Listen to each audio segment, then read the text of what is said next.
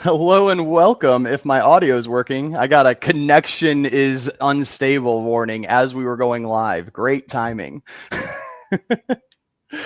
But welcome to episode 60 of the CIS and Senteon webinar series. The CIS half of this is unfortunately not available today. They have a personal matter they needed to jump over to. But we are very excited to welcome Brad Powell from Threat Captain, fellow Pitch It company, which we will be diving into here in a moment. But thanks for joining us, man. Yeah, absolutely. Appreciate you asking me to come hang out. Dude, I mean, from the crow's nest, which we'll have to dive into a little bit. I mean, there was no better guest. I wanted to make sure we had our webinar series, and I do want to do a whole nother episode with you more about the entrepreneurship side and our learnings, right? Because being both entrepreneurs in early stage companies, both part of Pitch It, like it's a pretty unique experience that both of us share. Yeah, absolutely. And it's always fun to share those stories, right? And you're like, oh, I understand where you are, or gosh, I feel the same way, right?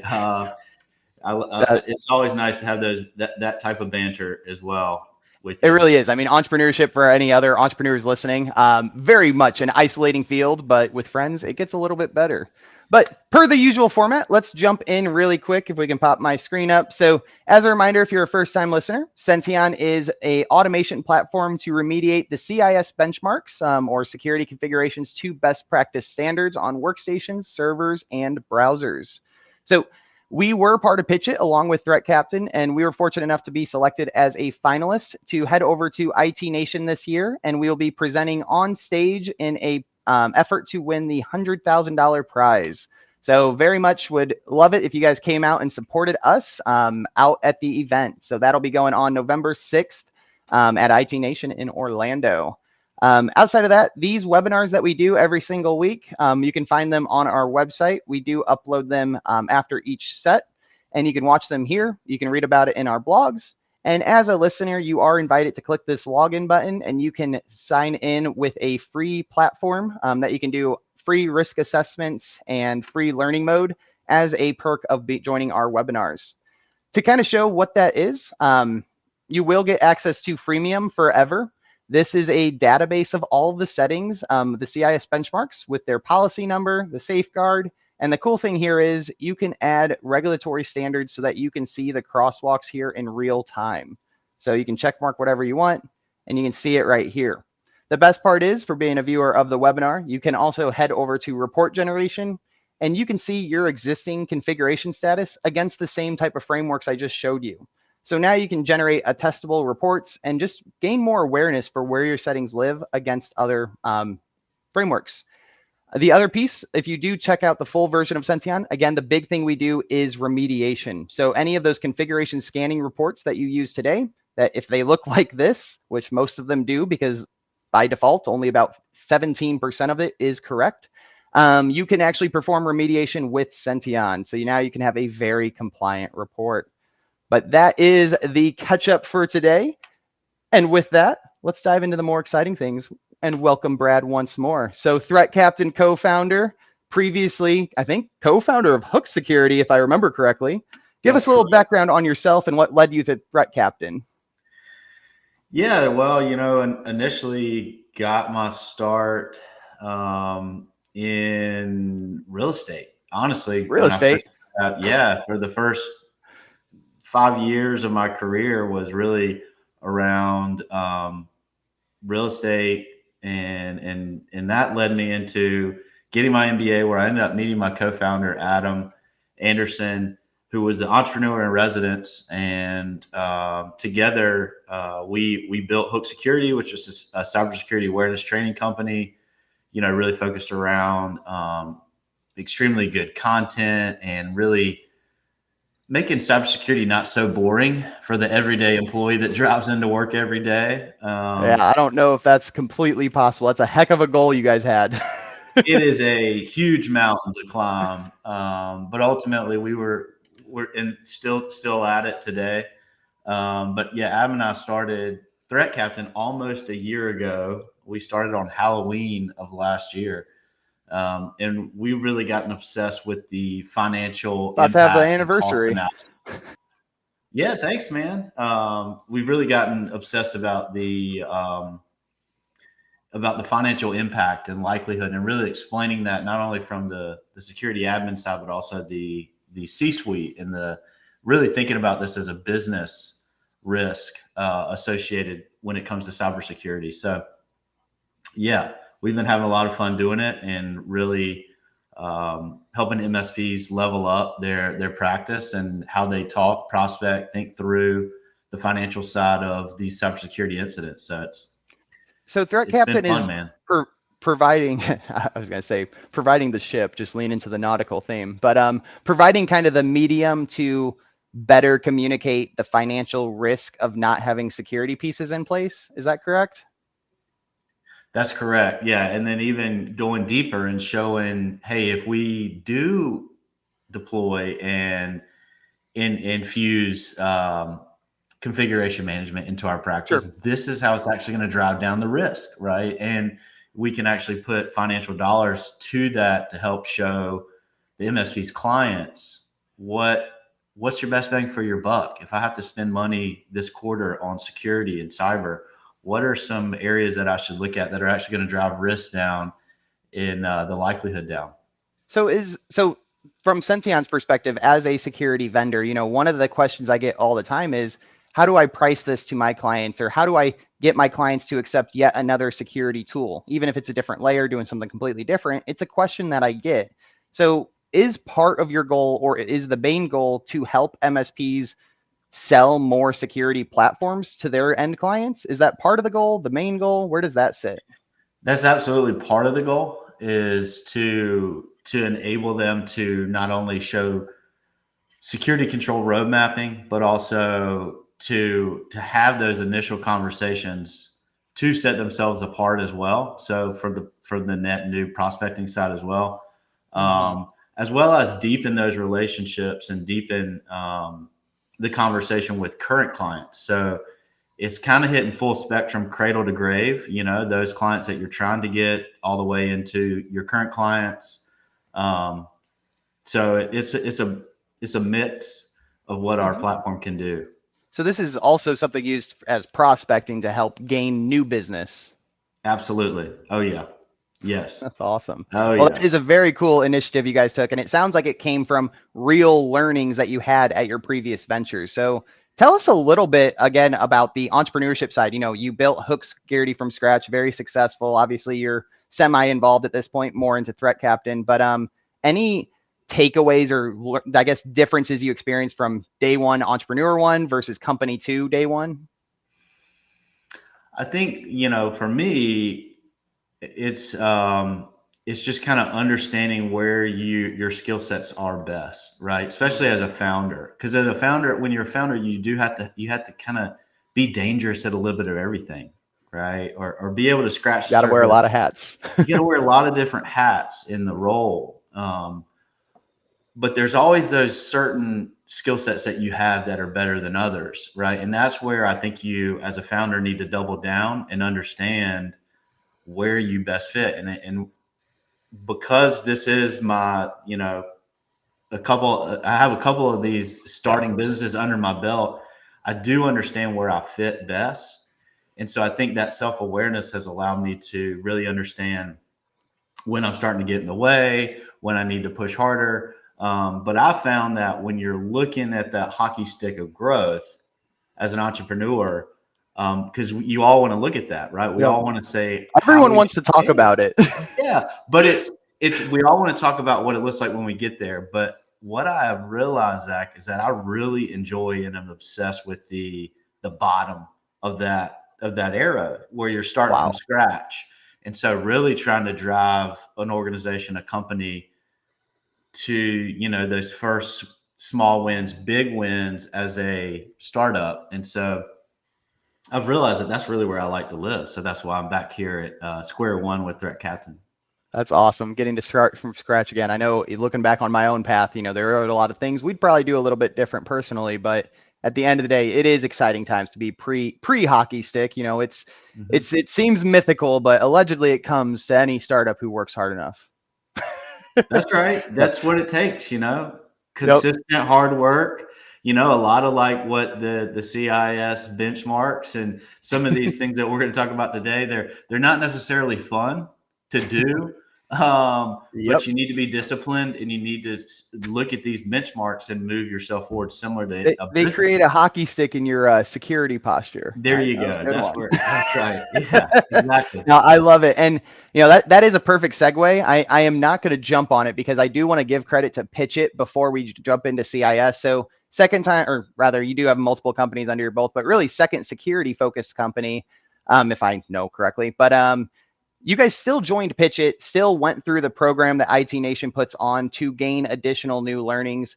Anything you can share, I guess, why you guys wanted to be a part of it and any takeaways from it, just to give credit to how me and you actually met each other. Yeah, well, that's one of the things, meeting all the other great founders and companies that are focused on the MSPs, focused on solutions and security, or other, industries, or other, benefits, and that in itself has been great, right? Because we get to know a lot of other vendors. There's a lot of commonalities. There's a lot of integration opportunities that Yep. that are conversations that are having because of that. But then also the education. The education was great. The people that were selected to come speak to us, uh, couldn't talk highly enough about it. Adam and I would come away with 1, 2, 3 key hot takes, from each session.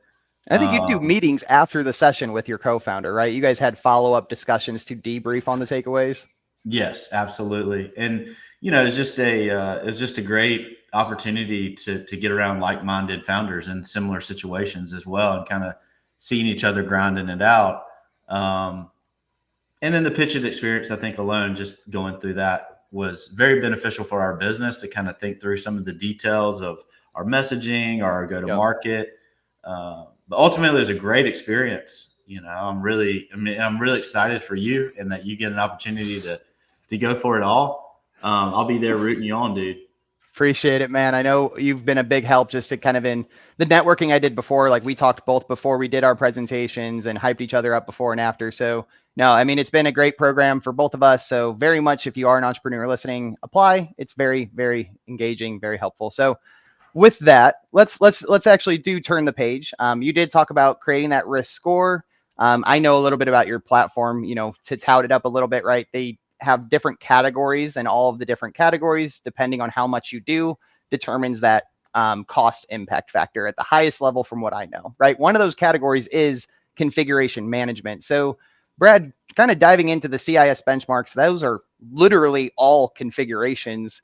Could you, one, talk towards how CIS maybe does or does not play a role with Threat Captain? And then two, why you felt configuration management deserved its own category? Yeah. So for us, configuration management is one of the biggest bangs for your buck whenever we do these likelihood simulations, quite honestly. So it's definitely something that we're seeing more and more prevalent.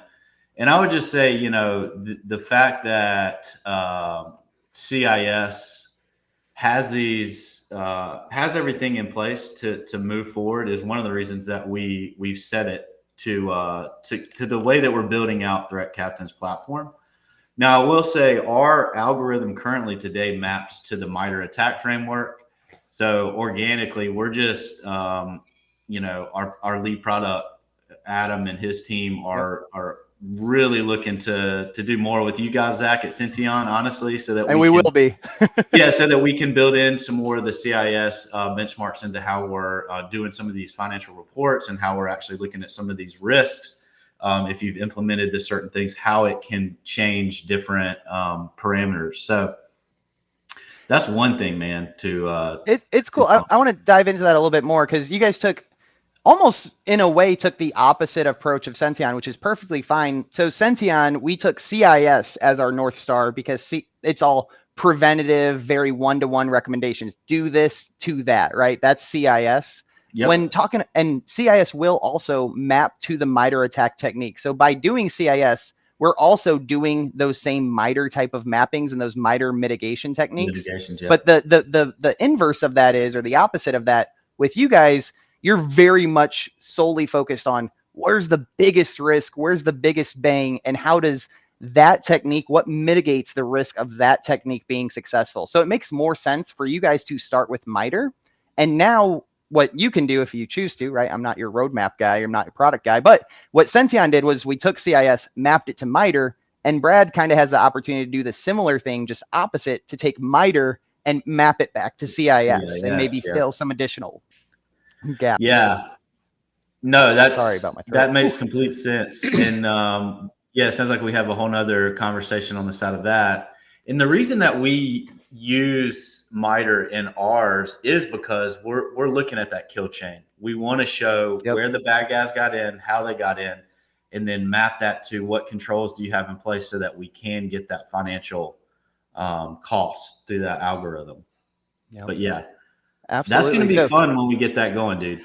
Dude, the reports are gonna be. I mean, that's one of the biggest challenges I have, and I hinted at this before. You know, MSPs will ask me, how do I sell this into my client? Like, how do I prove to them that having standardized and configured assets matter? Right? I'm like, well, for one, the top two, I think number 2 priority from Verizon report is literally default settings. That's the number 2 risk. The second point is the number 4 priority in the CIS controls. But anyway, it all wants to be related back to monetary. And the partnership between Senteon and Threat Captain and the integration that's coming will allow us to better create more tailored reports towards that financial side of the business to not only help your clients better understand the risk that's being mitigated, but rather the financial impact that's being mitigated as well. So I'm really excited for where that goes with us as well.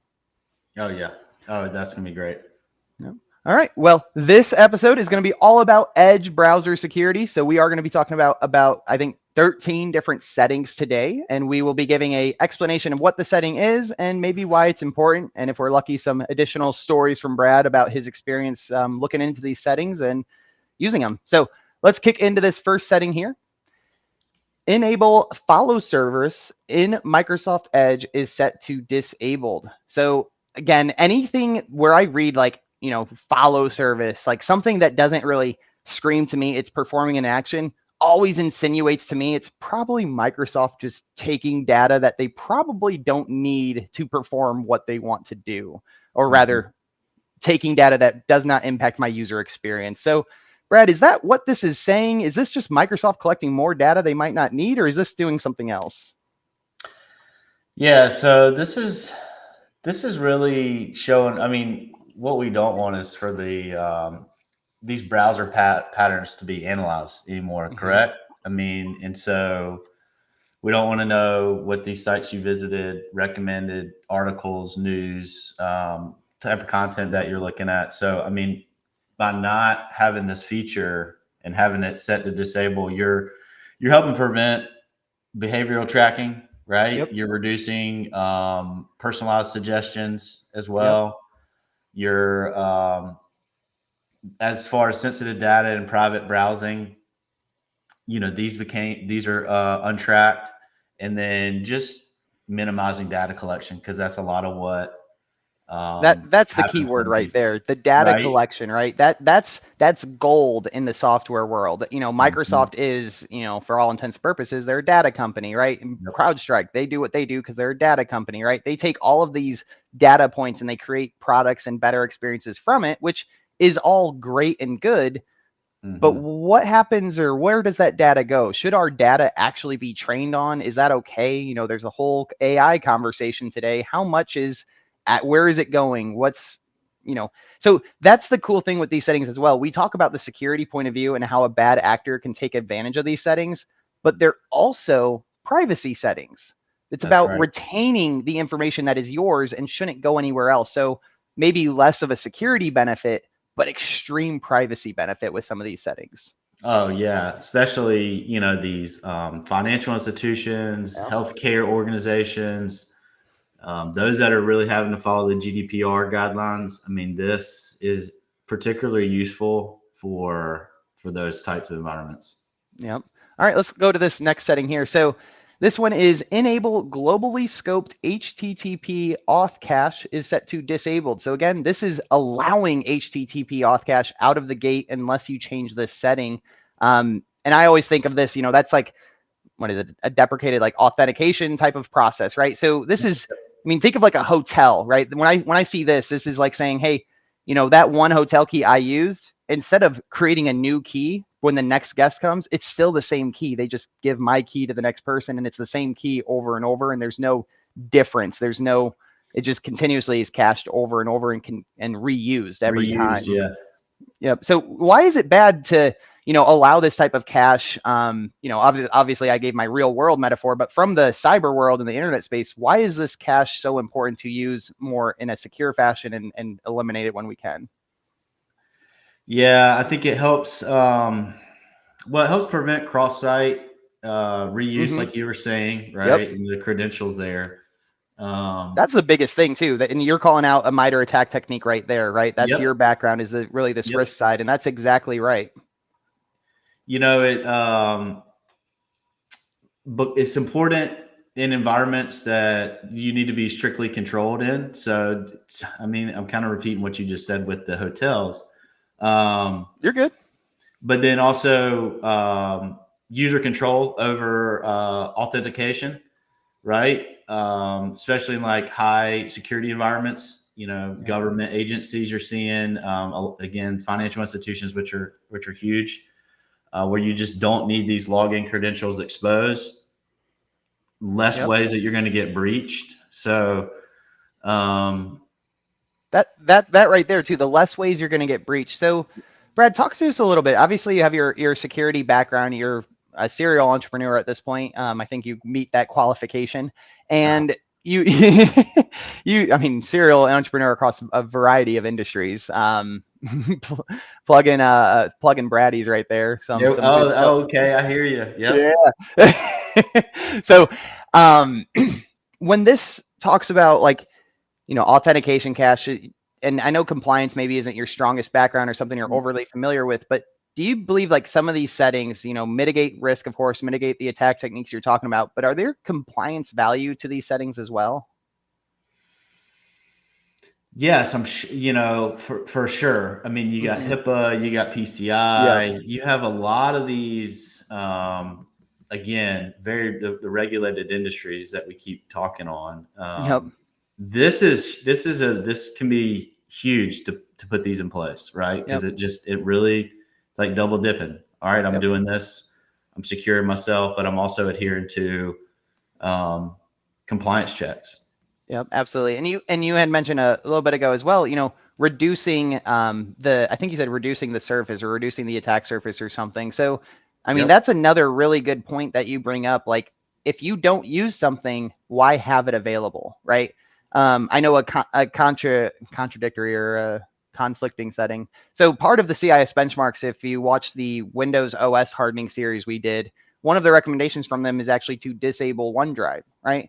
I'm not saying OneDrive is bad. CIS isn't saying OneDrive is bad. But if OneDrive is not used, why do you need it enabled, right? So all of these settings that we're talking about here, as Brad said, it's about reducing that attack surface to just what you need. So that was a great explanation that you were leaning into there. All right, let's go to this next one here. Ensure enable guest mode is set to disabled. Do we not want anyone hopping on our browser, Brad? Why is that an issue? Well, I think that's also, compliance is not my strong suit, but that definitely has some compliance, written on it. Well, I mean, what was the question here? So, why would we not want, Joe from the street to hop onto my browser, and sign in as a guest, right? Why is making sure guests can't use our browser a big deal? Yeah, well, without signing into a profile, right? We have no trace of what happened. Yep, exactly. Right? And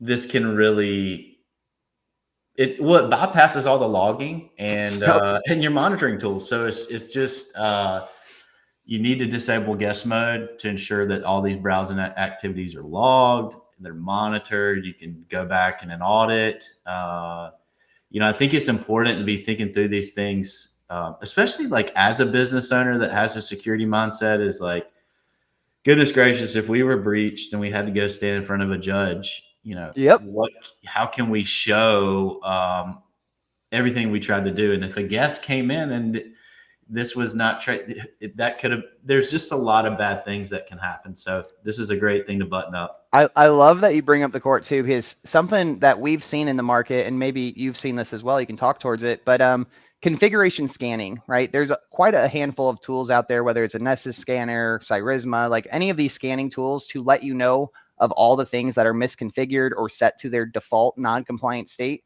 You are now consciously aware of the risk. You know it's there. I know from experience doing this manually, it's a ton of work. But now if an incident does happen and you need to go to court and you have to present to them what you're doing, and you show them a scan that lists out all the things you're supposed to be doing and know about, and that incident was potentially linked to that setting being not managed, how do you justify that? You're sweating, right? You're sweating. Right. Also, another thing I can make a point on guest mode is just maintaining that control over the web access. Yes. Right. That can be bad. So you have to enforce those. Ensure that users are always operating within the controlled environments, et cetera. Right. So yep. You don't want anything anonymous in the environment, right? If you can't hold someone accountable, then what's the point of having it, right? It bypasses all the other security layers that you want to be enforced. Yep, that's right. And then, compliance is huge on this too, because, I think most of these compliance standards are ensuring that these sessions are going to be logged. They're going to be monitored. Yep. So you have to kind of make sure. I know HIPAA, GDPR, and PCI. You have to log all this stuff. So you got to retain them for X amount of time too. So very much spot on. That's right. So those are some of the things that you can see as far as the benefits to ensuring that about that guest mode enabled. Yep. One thing I'll also note about the slide format, you will see in the bottom left when this is linked back to a CIS control. Again, these are CIS benchmarks that then feed into controls to increase your compliance with that control or increase your attestation package to that control. And in the bottom right is a level. To be fair, on this one, I don't know of a reason you shouldn't be doing this because it is a level 2, which means CIS thinks this can be pretty disruptive. I would probably disagree and say this is something you should absolutely be doing. But yes, so level 2 means that this might cause a little bit of disruption. It might cause some end client pain. But again, read through these settings, understand these settings, and then make the decision that's best for your business. All right, let's hop over to the next one. So ensure enable network prediction is set to enabled. Don't predict network actions on any network connection. Man, this sounds like Microsoft performing telemetry where it's probably not needed. Tell us about why. I mean, anything with prediction just scares me in the security world, right? I don't want things learning my behavior and then predicting what's going to happen. But tell us why this is a little dangerous from the attacker point of view, or however you see this. Well, yeah, I mean, I think it can contribute to protecting the user privacy, right? When you can disable this, you're not preloading content from these sites that they may visit. So ultimately, again, it kind of comes down to that lowering the exposure or unintended exposure, right? Yep. I mean, I could relate this to like physical security too. So fortunately, fortunately, it depends on your point of view. I don't drive to an office every day. But if I, had a very standardized routine and every day I open up my browser to type in the address of where I'm going, or I do whatever action over and over, if that data is saying, okay, at this time, he's always going to work, he's always on this road at this time, right? If a bad actor gets a hold of that data, they now know where I am, right? Because the computer was predicting where I was going to make my experience better. So maybe I have to click less buttons because it knows what I'm going to click. But now if a bad actor gets that data, they too know where I'm going. Yeah. I mean, it comes back to that data. So improving that network security is huge for this too, right? It helps reduce that footprint and just the amount that's exposed to the network. So those are some things that immediately come to my mind. Yep, I think those are good ones. All right, this next one here is enable profile creation from the identity flyout menu or the settings page is set to disabled. So this sounds like to me, and you can share your experience, but this sounds like, it's the best practice of creating a profile probably isn't from the flyout menu or settings page. There's probably a more secure place to create the profile from as opposed to this flyout. But please share what you know about this setting as well. Yeah, I'd say to enhance the security, really being able to disable these profiles is going to help these administrators Yep. Prevent just unmonitored or unrestricted browsing sessions. And I think That's 100%. and Because then right also now, increase. Go ahead. Go ahead. I Are you mean, going to right say? now, and you hinted at this, and I want to make sure it was clear to the audience, right? This is saying restricting the user privileges, giving the administrators more control is where I wanted to make sure it was emphasized in your response. That's exactly what I was trying to say. Yep. And then really just enhancing the identity management, right? By disabling the abilities to create these profiles, we're really helping these users tie everything back to policies, procedures, etc. Yeah. Um, And I and mean, you're a that's when serial we're talking entrepreneur. MFA, right? SSO, activity logging, that sort of thing. Yep. And I mean, you're an entrepreneur. You've built companies before. I mean, and maybe you'll disagree with me, but I imagine one of your most difficult challenges it is for most people, especially MSPs, is asset inventory. Hardware inventory or software inventory. If we're allowing users to just create profiles on a whim without any restrictions or control, it makes that asset management process that much harder. So and you're not restricting behavior that's going to frustrate them, right? This is a setting that they probably should never even try to get to. This shouldn't be disruptive. And if it is, it's probably for good reason. They were trying to do something they shouldn't be doing. That's right. Yeah. So you're talking kind of like you don't want manipulation of the profiles, Exactly. right? Because yeah, we bring in good people, but you just never know. So Yep. just disabling that option to lock out those type of profiles. Yep. Spot on. All right, this next setting here, and I think we're about halfway. We're making great time. So the next one here is enable render code integrity is set to enabled. Anytime I see code integrity and enabled, probably the right choice here. So tell us why we want to make sure our rendering code is actually correct and has integrity. Pretty obvious Yeah, here, but well, I go love that ahead. word, right? You want to, you only want trusted, verified code, right? And Yep. you want to make sure that it's put into a process that's, running, right? So I think that's one. Prevent code injecting, right? Yep, exactly. I Right. mean, to put the real world around it, right? If I was trying to get to an exclusive club or like a voting booth or something, right? I would want a real verified ID or driver's license that proves I am who I say I am, and I'm not saying I'm someone else or injecting a vote for someone else or getting into the bar as someone else, right? This is the type of integrity to make sure there's nothing slipping in there that shouldn't be. Yeah.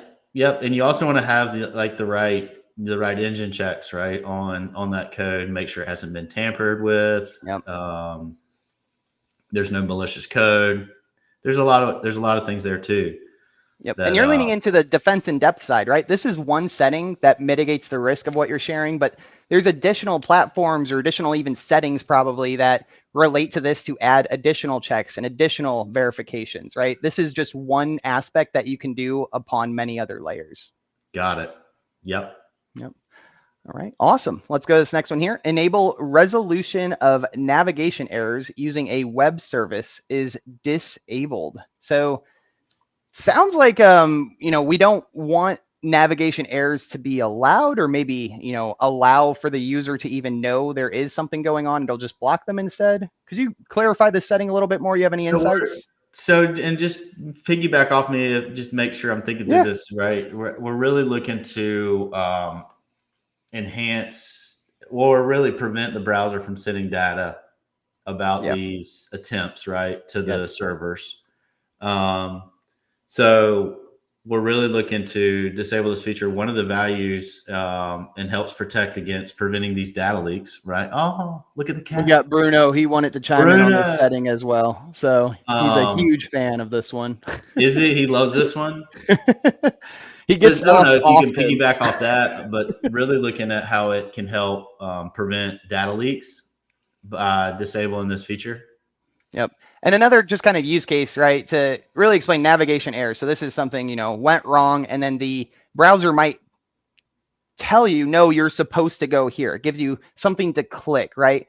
You know, this could be, in a worst case scenario, this could be a bad actor who wants you to click something. And it's like, hey, you're trying to go here, click here instead. And now in the browser, it looks legit, but in fact, it's taking you to where the bad actor wants and not where it says it's going to take you. So, I mean, trying to think of like a real world example, if I was lost on, you know, some back road or something, and there's someone on the side of the road that says, hey, I have directions, right? I pull over, I say, hey, what are my directions? And he tells me where to go, and then he robs me, right?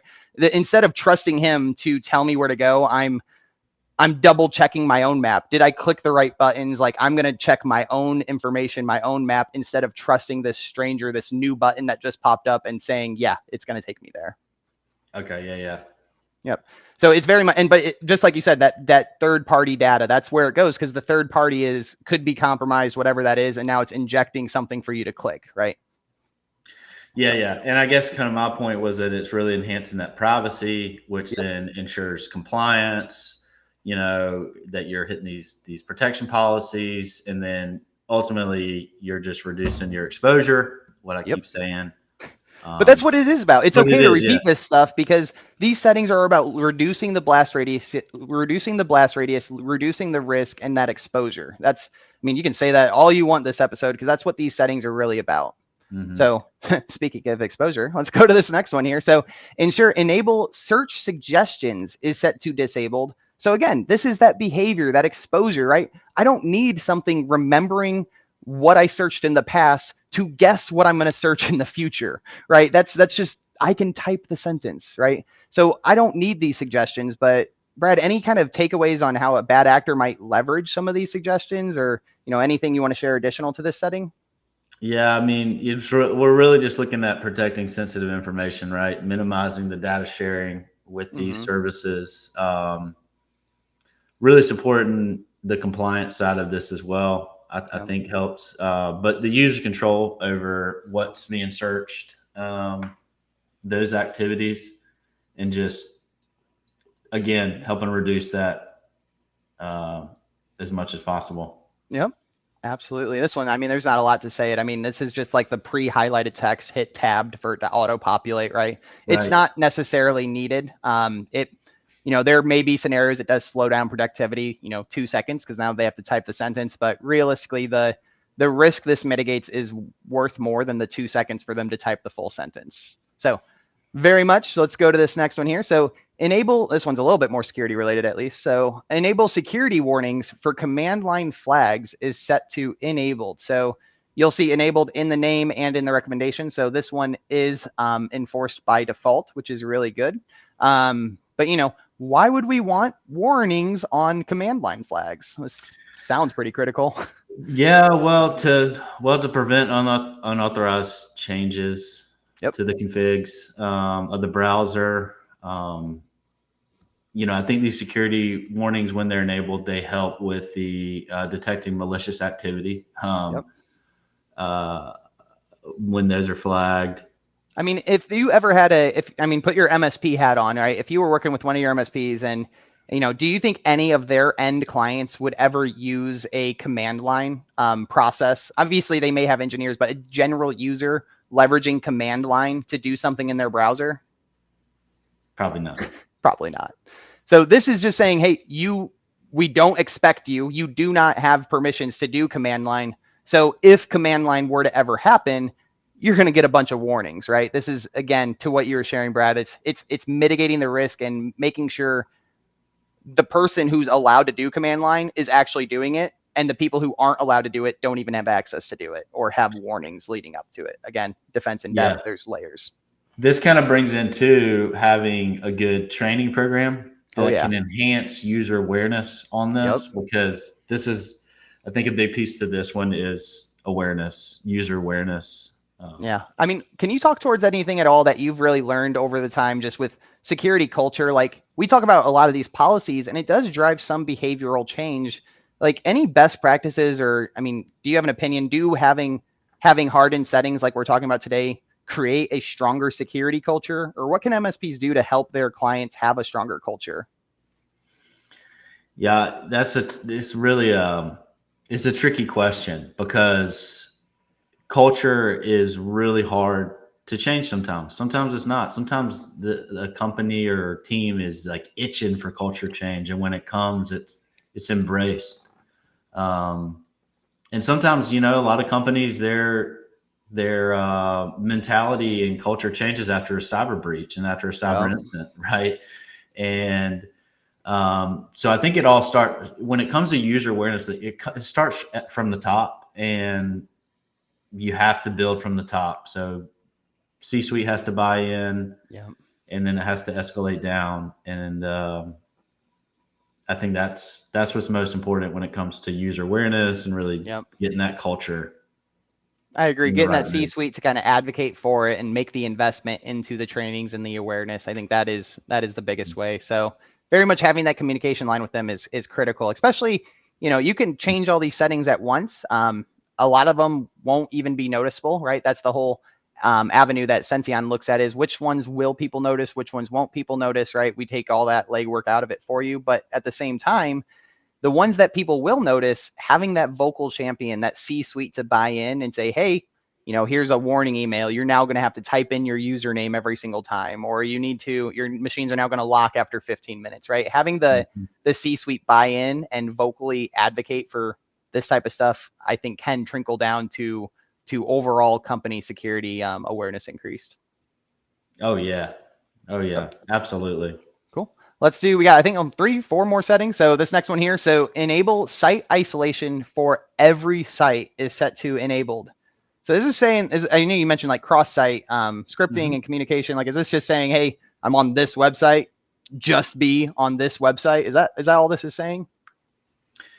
Ensures, yeah. So really ensuring that each website runs basically like its own process, Yep. right? And so yeah, from one site, so that one site doesn't affect the other site from like the security side of it. Is that kind of what you're asking?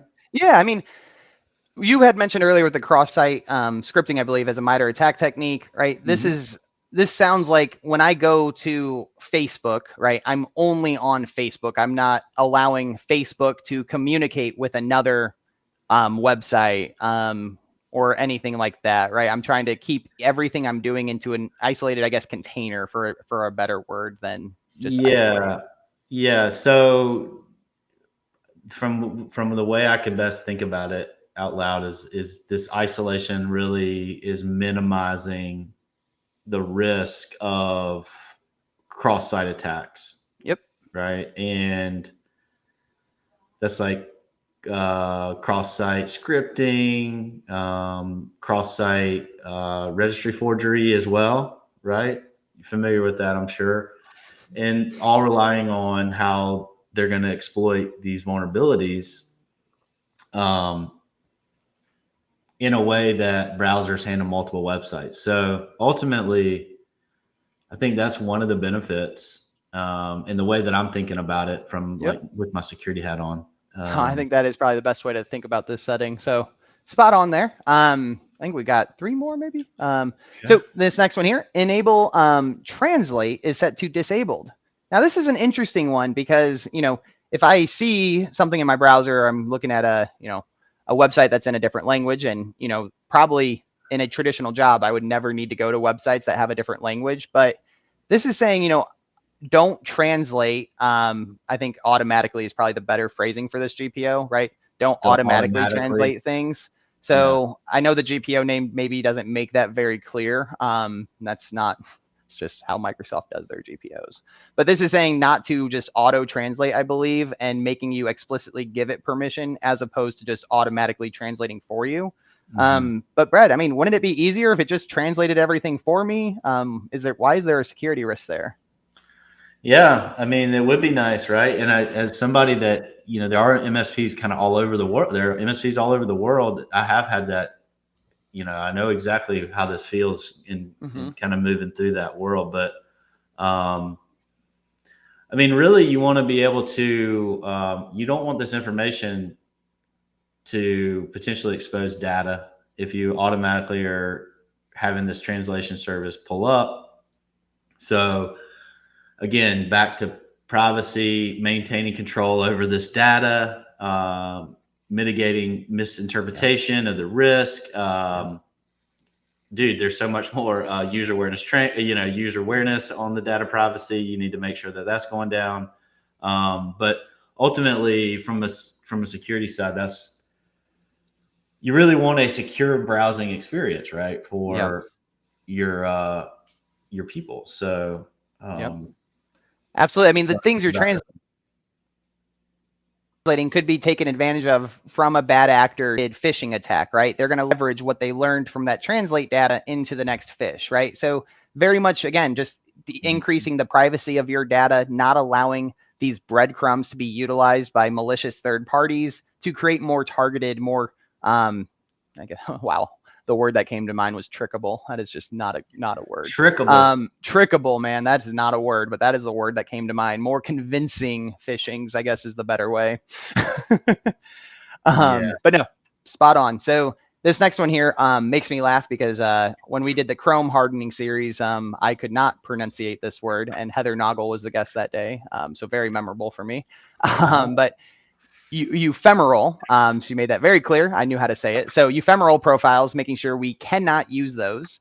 I believe this is just saying like, hey, these are temporary profiles, like basically the similar as an anonymous user, and we shouldn't be allowing things that can't be tracked. Is there anything more to this, or?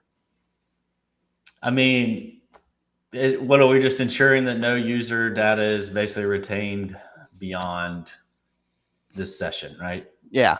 Everything's gone right after, and if they did something malicious, there's no audit trail. There's nothing there, so there's no data leakage there. Yeah. Okay. So that's a good one. Yeah, I don't think there's much more to say about it, but obviously we want everyone to be accountable and everyone's to be associated correctly. And this is basically saying, hey, if you use this ephemeral profile, good to go. Nothing's tracked. Do whatever you want. That's right. All right, this next one and the last one for the day, we're almost done here. So enable warnings for insecure forms is set to enabled. It's an insecure form. Of course I want to be warned. Right. Yeah. Gosh, crazy. Like, I don't know, Brad, I mean, obvious question here, but why do we not want to input data into insecure forms? Why is this warning valuable? Well, extremely valuable to enable this. It's going to help prevent that data theft. Again, back to your phishing comments, right? This gives the bad guys, it gives the threat actors a lot of juice to really do all kinds of other forms of social engineering. So, hey, man, safer online experience. Yep, absolutely. And that is all the settings for today. So we can hop into some of the, I mean, we talked about these MITRE attack techniques kind of throughout the presentation, but we did list them here just for, kind of a quick overview. I know we talked about cross-site scripting, which I didn't list here, but there are a lot of these MITRE attack techniques that have the risk mitigated of if you put these settings alone in place. So like, you don't have to do all 3,000 policy changes, right? Just do some of these at a time, do as many as you can, right? Automate what you can as well. But just doing the settings we talked about today is going to mitigate your risk for some of these attacks that are listed here on the screen. So, I mean, going back to our beginning conversation, Brad, and you can talk about more of these attacks, more about MITRE, wherever your heart feels. But, these MITRE attacks are mitigated by configurations, and you guys took the step to include configuration management in your platform, in your company. Like, talk to us one more time. Like, these are important, right?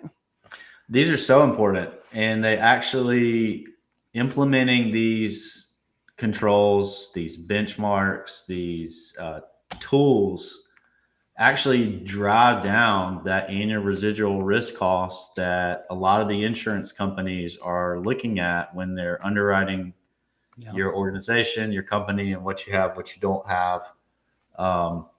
And not only that, but also peace of mind that you can sleep better at night, knowing that you have a standard, a benchmark that you're adhering to, that you can point to um, when there is an opportunity that you are breached or Yeah. you have an incident.